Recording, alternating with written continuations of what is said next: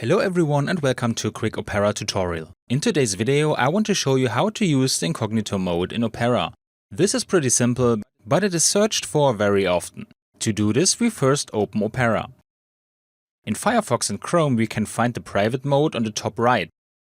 But in Opera it's not the case. So how do I do this? With Opera I have to click on the logo in the upper left corner. Here I choose New Private Window, and this way I can use the incognito mode. As I said, it's very simple, but since the topic is searched so often, I wanted to explain it to you quickly. And that's it for today. I hope you enjoyed the video, and I will see you again in the next tutorial. Until then, your tutorial guy. Bye.